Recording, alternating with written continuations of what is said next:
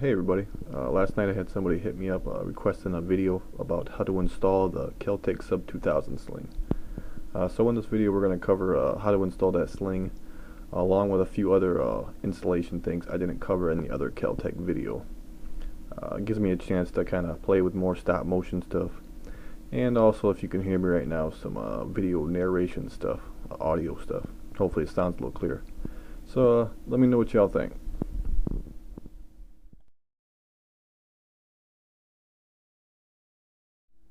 Alright, here's all the parts that come with the kit.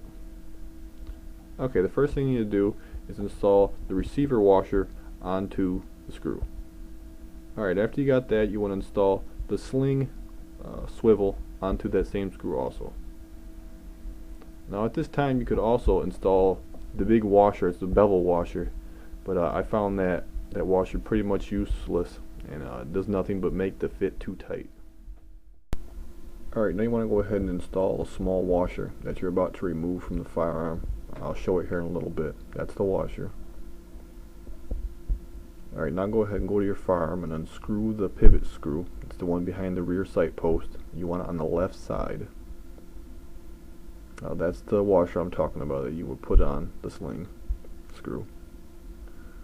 Alright, now go ahead and install the sling. Now if you did this right, it should spin freely and be loose but not super loose. It should spin but not bind up.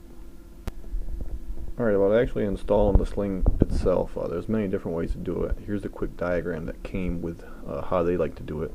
If you're not too sure about it, just go on YouTube and do sling search, and you'll get a bunch of different videos on how to loop, through the sling mount itself.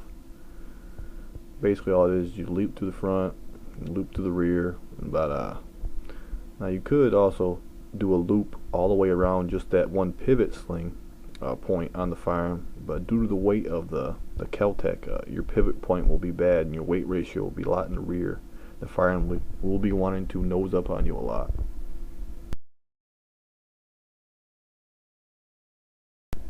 Alright, installing the Picatinny rail is easy as cake. First thing you want to do is go ahead and remove all the screws from one side of the firearm and go ahead and separate half of the forearm.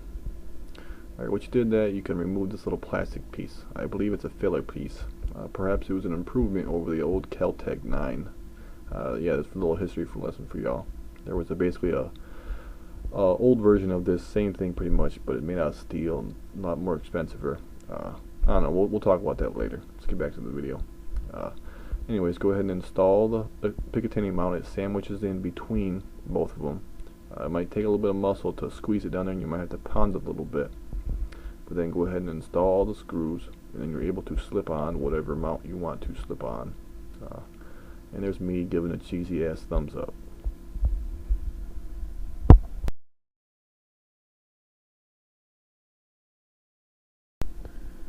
Alright, installing the magazine holder is pretty easy. The only thing that can be a pain in the butt is this small spring you have to pry down with a flathead screwdriver after it's done. We'll get into that here in a little bit. Okay, first thing you want to do is take that small spring and insert it into a small hole onto the magazine button release for the holder itself. You'll see this small hole here.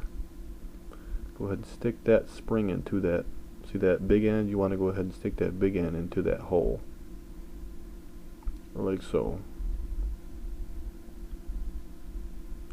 Alright, now that you got that, you want to go ahead and take one half of the magazine holder and slip it in. Now for instance, this is going to be, the magazine button's going to be on the left side of the firearm, so that's what side we want that button sticking out at.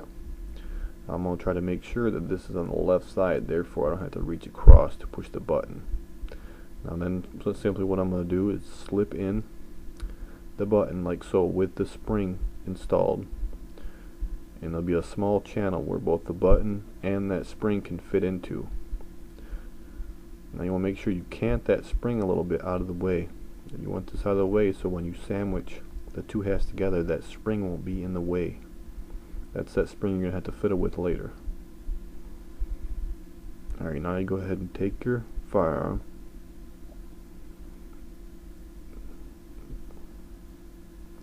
Alright, you take the half you just got done playing with and set it underneath the firearm. See this small groove?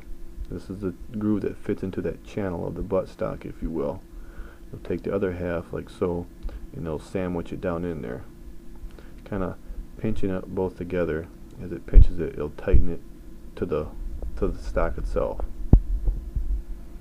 So go ahead and set that in the groove. I want to fiddle with it a little bit. Make sure you can push it down as best as you can.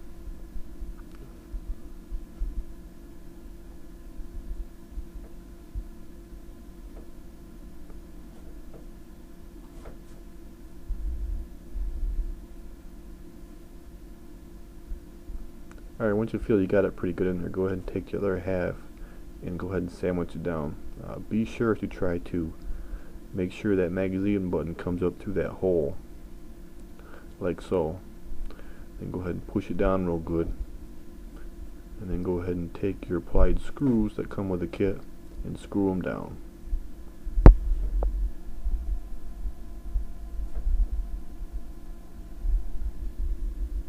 Alright, now that you got it good and tight, something you might notice is it might want to be crooked on you a little bit. Now to fix this, basically all you got to do is loosen up these screws a little bit and then adjust it, and once you get it where you want it, you can go ahead and then screw those screws back down real tight, and this will kind of help adjust it from being canted or crooked to the side.